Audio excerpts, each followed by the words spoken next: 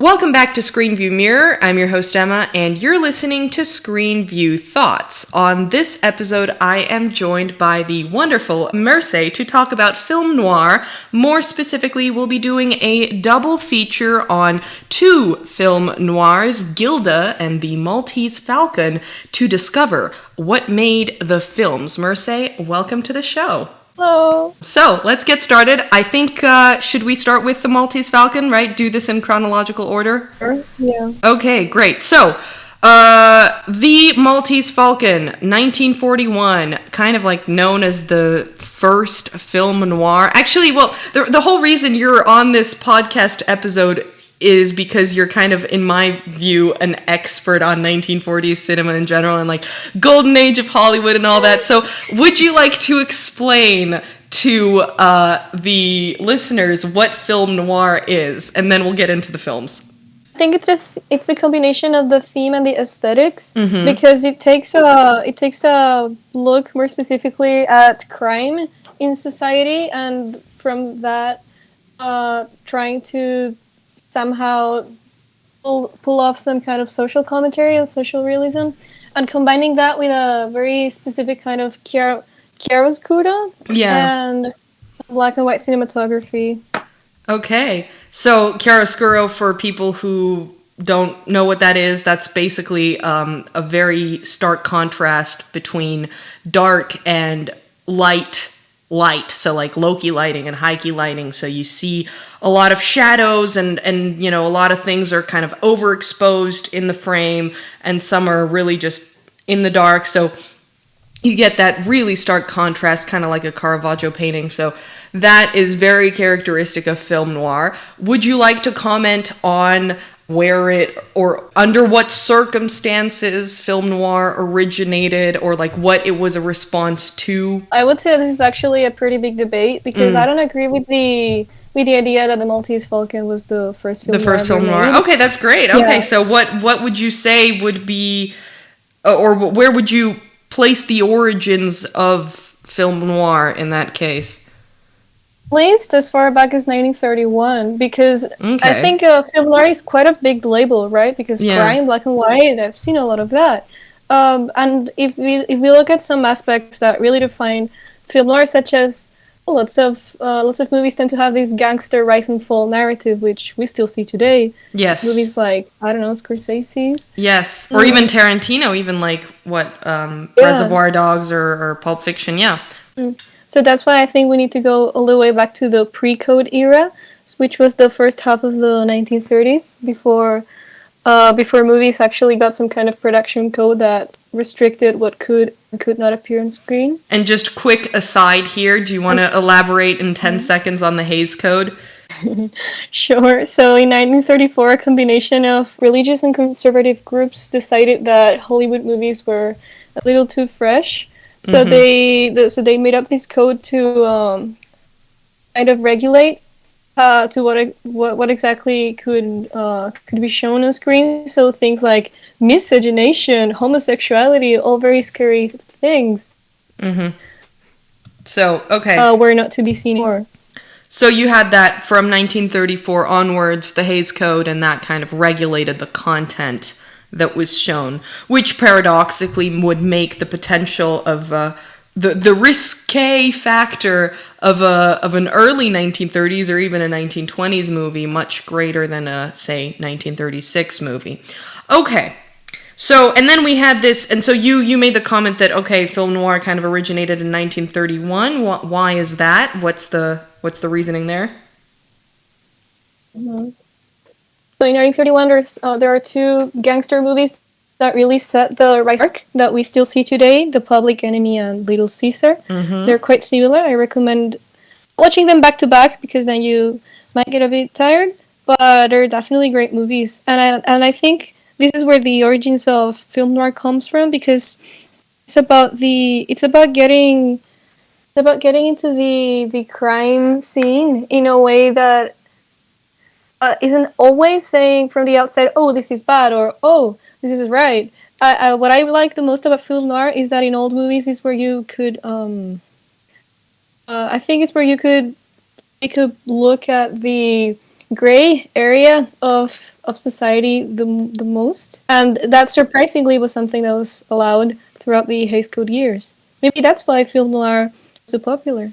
That's interesting. That's very interesting, because if we take film noir as a kind of response to World War II or just the war in general, and kind of look at film noir as, okay, film noir for the US is what Italian neorealism was to Italy, that kind of break between the sugar-coated idealism of the early 30s and the, I think in Italy they were called white telephone movies, something like that, where they were just, they're very, not idealistic, but, you know, pastel-colored films, and that sharp break between that kind of cinema and the gritty realism of what Italian neorealism and film noir showed, then that argument doesn't really work, because even if we say that the Maltese Falcon was the first film noir, that's not exactly a post-war film. So that's very interesting, I think, the point that you make. So and I think it lays a nice foundation for going forward with the two case studies that we have today. Unless you want to comment further on film noir, I think we can begin with the Maltese Falcon. No, please, go ahead. So let's begin with the Maltese Falcon. This was directed or released in 1941, directed by John Huston. Is it Huston or Huston? I've always wondered that. I'm not sure. Well, people who know, please let us know, but I'm just going to call him the director to avoid making any mistakes. So it was, of course, adapted from the text. The book written by who wrote the Maltese Falcon? Achille Hammond. Yes. I actually recommend the. I never actually read it. Yeah, because there are differences between the novel, I know, and the film. And I only watched the film this week. So yeah, it was very much, because I don't know much about film noir. That's also why I wanted to make this addition to the whole podcast series and have you on the show, obviously. So yeah, okay, great. Anyway, the Maltese Falcon, and it is about, if you allow me to read the Wikipedia or Google, I think, synopsis of the film. So Sam Spade, who's played by Humphrey Bogart, finds himself stalked by a magnificent array of villains as he searches for a mysterious statuette, that, of course, being the Falcon. I mean, the acting in this film was brilliant. That's what I think I arguably liked the most. The score, the music was really, really good. But other than that, I'm going to go out and say it, it's kind of overrated, I think. A little bit. I mean, in compared to Gilda. So in what way? I feel like people hail it as, the first film noir or the film noir movie, and it's a really great movie, don't get me wrong, but I just don't think that it's any better than, I'm just gonna say Gilda because that's the other movie I watched this week in terms of film noir. But yeah, I really liked the suspense of it. The story really drew me in, and it was a pleasant surprise. I loved the ending where she kind of, by the way, spoiler alerts, as always, where Bridget she was taken down in the elevator, and like how the bars of the elevator closed against her face like a jail cell, and there's that shadow. That was beautiful. That was amazing. And the one thing that really struck me, and that I also found similarities with in Gilda, is the sharpness of the dialogue. So how witty and how snappy it is, how every single word isn't out of place, and and especially Humphrey Bogart's character, he really stole the show with that. So anyway, before I make any further comments to the film, what are your thoughts on the Maltese Falcon? Well, I mean, it's definitely pretty iconic, but I agree with you that it shouldn't be talked about so much, because I think in that way really loses a little bit of value, because people just hype it up so much. But it's definitely a great movie. Maybe what makes people say that it was the first film noir is it's not so much in terms of its content, story-wise, but visually speaking, because I think this is one of the first instances that you get, at least in mainstream Hollywood, of this kind of, again, really stark contrast, chiaroscuro, the shot that you were referring to, the final shot, or even just at the start. Well, this is not spoilers. I mean, it happens in like the first 10 minutes of the movie. But when Spade's partner dies, and there's and Bogey goes into his office, there's this shot where you can see the light on the window making these incredible shapes, and you can read what the sign on the window the other way around, and I don't know. Oh yeah. No, I definitely liked the camera work in this movie. It was amazing. And definitely the chiaroscuro, very classic film noir lighting. But the thing that I think is arguably more interesting, and perhaps even less talked about, is the fact that this is supposed to be a thriller crime drama, and very little happens on screen. It is a thriller, it is a crime drama without any action, really. And all of the kind of the main action, so like all the the only shooting scene is with Spade's partner in the beginning of the movie. We don't really see any action after that. And I think that it's incredible how the story was told so well and so brilliantly paced and exposed, with the fact that it's not really an action movie. It's very much a dialogue movie. So yeah, that's what are your thoughts on the dialogue and the stuff that's shown on screen or not shown? It shouldn't be so surprising that the dialogue is what keeps this movie from not falling apart at some points because of the lack of action, given that the screenwriter was, I'm just going to call him John, was the director, because this was his directorial debut, right? He had been a screenwriter beforehand. So I think you can really tell when screenwriters turn to directors that they really pay a lot of attention to what is it that the characters are going to say. Yeah. And especially as a film noir, it's just, frankly, I just always find it entertaining to see people like Bogey just blurting out all of that slang and not stammering. No, yeah, it was such a good dialogue movie. I really, really liked it.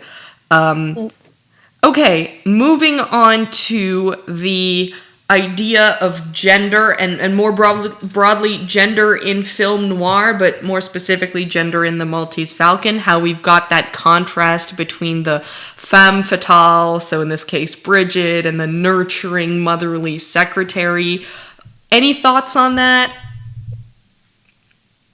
Well, I think the divide between Bridget and Effie isn't as strong in the book, because Effie is definitely quite a girl boss there.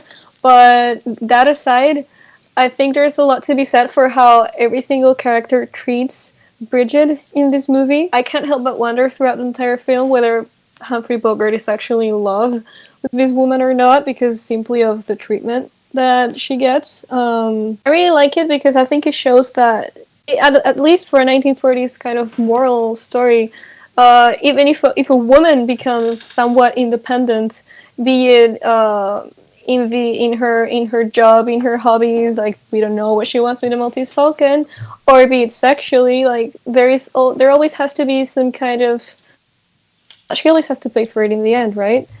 So which is not such a clear divide that you see with men.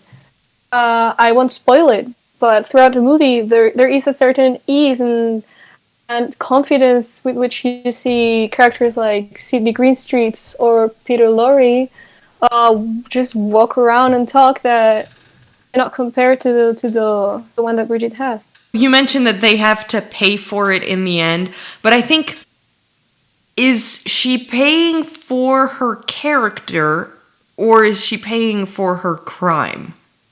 Because arguably you can say Effie, the secretary, is somewhat independent, right? She has a job. She kind of like lives either alone or with her mother, but she's unmarried from what the movie tells us. But she didn't she didn't have to pay for anything because, she didn't kill anyone.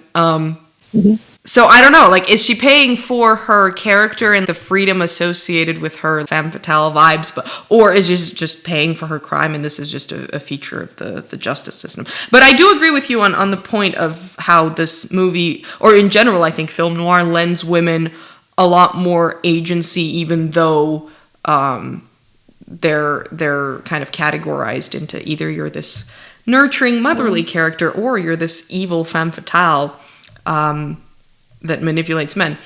So what's your take on the whole paying for character versus paying for crime? Well, I think the crime is part of the it's part of the character. And it's part of what explains the ending, because I guess it's always associated with the femme fatale that she will use 1940s words, double cross you at some point. Yeah. that you can't trust her. Yeah, that's definitely an interesting take, but I do feel like it, and then okay, I'm not exactly an expert in 1920s cinema or anything like that, but I do feel like if we compare to pre-war era movies versus post-war era movies, especially film noir movies, that did give a lot of the female characters some more depth, even though the depth was a little bit black and white in some aspects. Absolutely. Yeah. Okay, any other notes on the Maltese Falcon?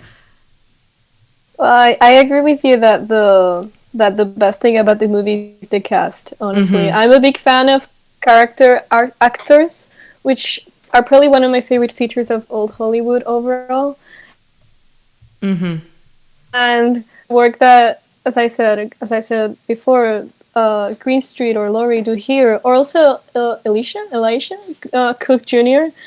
I think they're incredible because they're obviously quite stereotypical characters, and they all have the same ambition, right? The Falcon, but the way in which they go about that and are trying to get a head start in comparison to the others is somehow unique. And to see the 3 or 4, with Spade included, interact with each other in a room, it's quite enjoyable. It's the ultimate MacGuffin movie, absolutely, and I'd say that the cast was part of why that movie is so good. So I think if we have to answer the question, what made the film for the Maltese Falcon, I would say the cast, but also the story and the script, but probably the cast. I don't think the story and the script. I think it's both. They both help each other. Yeah, I was about to say, I don't think the story and the script would have been so good with a different or like a less great cast. But at the same time, the story and the script were almost fit for the people in the cast. So if you don't have anything else to add on the Maltese Falcon, how about we move on to Gilda, which was filmed or released 5 years after the Maltese Falcon, so this was 1946, definitely after the war, and Gilda surprised me so much because it was so good, and I think it aged so well, and it was just, so first of all, Rita Hayworth, I think she stole the show. It was just incredible acting. It's almost as if she was that character, and just, I mean, wow. The story was interesting, and the fact that it wasn't spelled out for us, that there was this kind of like backstory, and we were just thrown into the relationships between the characters, that was amazing. And can I just say, the camera work and the lighting and just the beauty of every single frame. It is iconic. It is iconic. Yeah. So, and it's just, wow. I prefer Gilda so much more than, or I prefer Gilda to the Maltese Falcon, I think, because of that detail with the camera work and the lighting, which I feel like it's just more obvious in Gilda than it is in the Maltese Falcon. And I mean, wow, the acting, the story, it was all so great. I do feel like the ending was a little bit cheesy. It was a little bit of too much of a feel good kind of. Yeah, Hollywood. If there's anything that I don't like about the movie, it's the ending. It was a bit too cheesy. It was a bit too feel good movie vibes, and not very a la film noir. Where did all the cynicism go? But yeah, other than that, it's a really, really great movie. And people who don't like old movies, I still recommend you to watch it because I think it aged very well. So, what's your take on Gilda? I mean, there's a reason why the title is Gilda, right? Right. No Yes. wonder Rita Hayworth stole the show. But I agree with you that she's in my opinion, the only enjoyable part about the movie, because I have to admit that personally, in comparison to the Maltese Falcon, I found this one less action packed, or maybe it's because I in my view, other than Gilda, all of the other actors are and their characters are quite plain. Mm-hmm. I can't really tell their motivations or even tell them apart sometimes as much. While Gilda is definitely a way more complex character that we see in more different situations, and she's definitely got that acting range, which was surprising to me because I'm quite a big fan of Glenn Ford. He was one of the many North American babes of the time, but honestly, he just kind of seems to be bored here. I was about to say, the fact that she stole the show and that on stage you had actors like Glenn Ford, that's just wow. But yeah, I do agree, he was a little bit flat in the movie, but I think maybe that was also part of his character, this kind of like disillusioned guy. Exactly. Imagine not liking Gilda, right? Right? Yeah, but oh wow. Oh, what a movie. What a story. The dialogue was great. And the thing that I like at the end is that Gilda, she kind of sums it up, well, it's great. Neither one of us has to apologize because we were both terrible. I like that. And I like how the movie gives her a kind of depth and personality that we see uncover with time, because don't forget, the movie is of course through Glenn Ford's POV. So at the beginning we kind of hate Gilda. Then as the movie goes on, we start to think, well, actually she's not so bad, and it's this casino owner guy who's kind of crazy. And then toward the end we see, okay, now we see the story. And I think that kind of mirrors how the Johnny character, how Glenn Ford's character felt vis-a-vis himself and his feelings toward Gilda. So in the beginning it was all the hatred toward her and the resentment. Then it was like the onion layer started to peel, and he kind of discovered, okay, well actually no, wait, I'm still in love with her. But it was a very abruptly positive ending, and that's the thing that I didn't like. I honestly think the movie would have been better off with Gilda dead in the end in a shooting accident or something. Like what's his name? The casino owner's guy. What was his name? I forgot. I think Gilda. Munson, Ballin. Yeah. Yes. So I think the movie would have had a better ending had Ballin, I don't know, tried to kill Johnny, but then accidentally killed Gilda, and then we have Gilda dying in Johnny's arms, something like that. That's more film noir. That's a bit too, absolutely, but I think in this case it would be a little bit too much Romeo and Juliet-esque. Yeah, also true. Yeah, okay, true. And also sometimes, I guess going back to what we were saying about Bridget in the Maltese Falcon, about crime doesn't pay, maybe the only way that women had to redeem themselves in this kind of femme fatale role was by giving up that previous life and getting married. So that's what she does. Because I think she's just too strong and too big a character. She's the title character, for God's sake. And you can't kill someone that big. That's true. In that case, Johnny should have died in Gilda's arms, and then Gilda should have looked up at Ballin. Yes. I think that's much better, actually. Yeah, Johnny should have died in Gilda's arms, and then Gilda should have looked up at Ballin, and it's like all of her soft side kind of just washed away, and then, ooh, I hate you, I'll get my revenge, and then it's like 2 years later, 1948, Gilda Part 2, something like that. Okay, but the point is, I think the ending was a little bit too sweet. Any comments as to what made the film? Anything you want to say about the camera work or the dialogue? Anything there? Well, going back to what we were saying about how Gilda steals the show, I'm just a huge fan of how the character is introduced. I think part of the strength of Gilda, the movie, is that there are no flashbacks, and you know that there is something going Exactly. on between her and Yes. Johnny, Yes. and it's only unraveled very very slowly. Yes. But so the scene where she's introduced is just it's just great. Yeah, it's amazing. I mean, and it definitely plays with the double meaning of the Yeah, yeah, expression "Are you yeah. decent?" Right, and I think that's part of why it's great because that's the same ambiguity that we have throughout the whole that we feel about this character, like that Yeah. we can't really place her completely in the femme fatale category. Yes. That's why we are drawn to her. And that I question think is what we ask. I'm sorry to interrupt you, but it's a no, question that we no. ask ourselves about her throughout the entire movie. Is she a decent person? Like, is she decent? I'm sure And Glenn was thinking that too.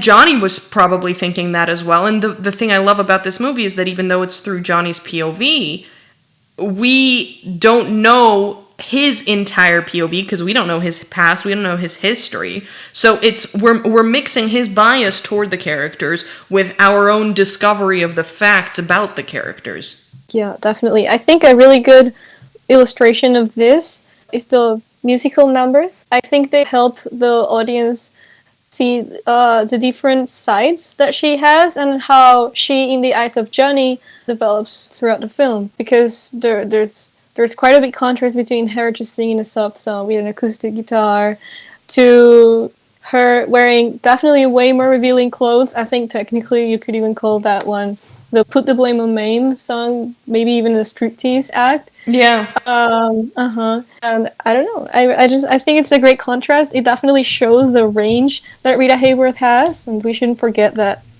for Gilda, she was throughout her formative years and in her early Hollywood career, a dancer. Absolutely. That's the thing. The musical numbers work. They're not just there because, oh, look, the costume's pretty, or, oh, people will enjoy the song, or whatever, but they work with the character, and they work with the story, and they add to it. And that's the thing that I really love about both films. If they have anything in common apart from the lighting and the dialogue being super snappy and cynical, apart from the ending of Gilda, it's the fact that every single shot and every single character and every single development is there on purpose and with purpose.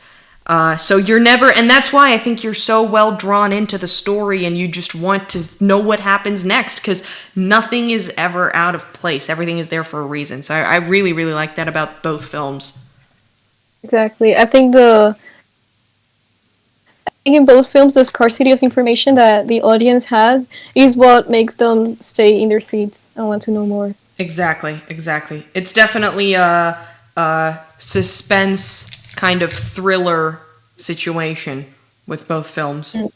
Because very easily in old Hollywood, you could have gotten a flashback sequence that Yeah. we learn what happened between Jenny and Gilda, or even in the Maltese Falcon, something revealing about how Spade's partner was killed. But we never get that. Exactly. I love that, and I love that the audience is at no advantage whatsoever. Yes. It's kind of like a bit of a Rashomon moment. Yeah. Oh.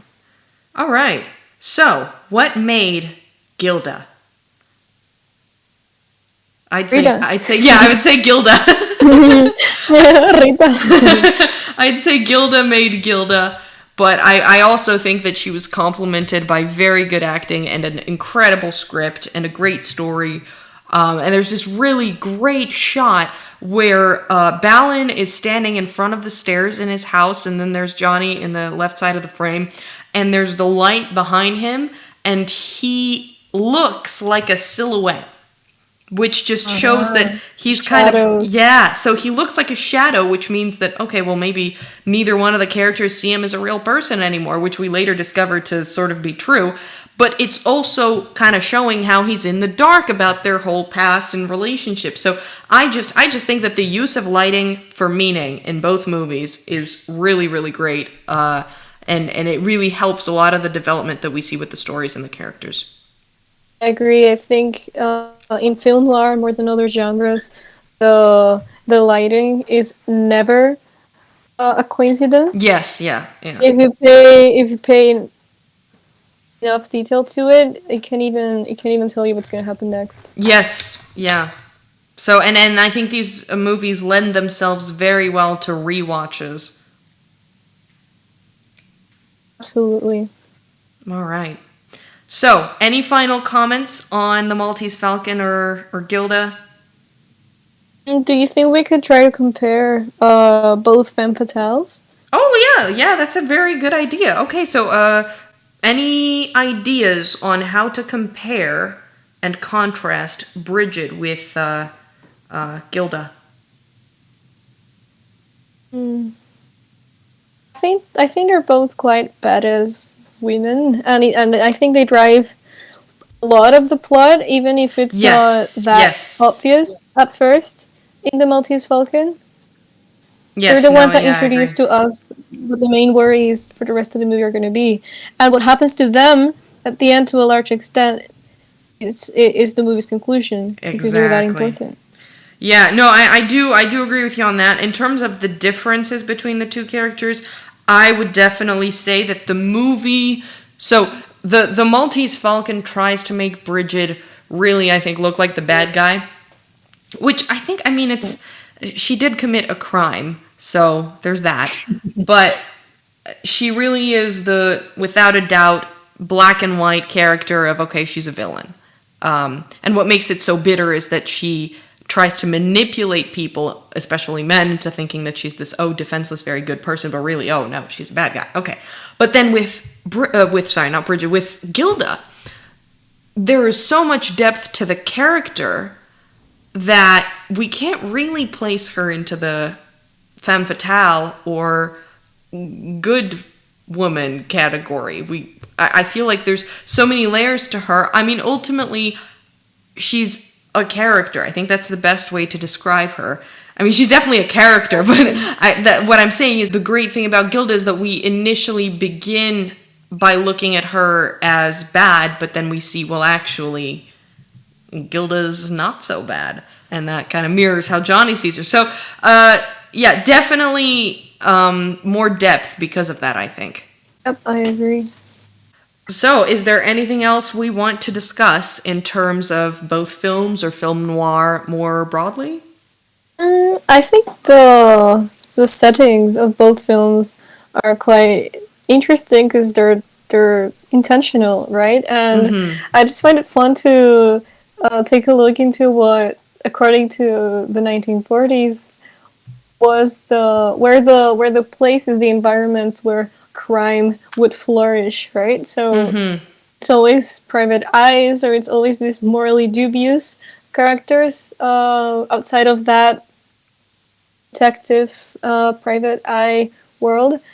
Um, in the case of Gilda, I think anything that's related to gambling or casinos usually always gives way to, this is where a lot of cheating happens. This is where people form alliances, coalitions, and go against each other. Oh, that's And very interesting, yeah. maybe it's because there's money involved, so there's something valuable, financially speaking, very much like Maltese Falcon in In the Maltese the Falcon? movie. Yeah, yeah. And that's what draws all the characters there. So in the end, it's just a bunch of people that want money. That's a very, very good point that you made with the setting and how the setting kind of adds meaning and how the setting could even be a character if you think about it. So the office, the Absolutely, detective's because office, and the casino. But yeah, I'm sorry, go on. exactly. Specifically, no, sorry, no. It's just that I just realized, specifically in the case of Gilda, if I remember correctly, most of the action takes place in the casino. Yes, Right? yes. Because I mean that's why Glenn Ford is there in the first place. His character otherwise would probably maybe even be in Argentina. Yeah. Yeah, very, very nice points. Okay, so I think that kind of concludes the episode, unless there's anything you want to add. That's all right. Yeah? Okay, great. Well, thank you so much for doing this podcast episode with me, and keep watching movies, film noir or other. Keep reflecting on cinema and reflecting cinema to others. Thanks again for joining, Merseh. This was Screenview Thoughts.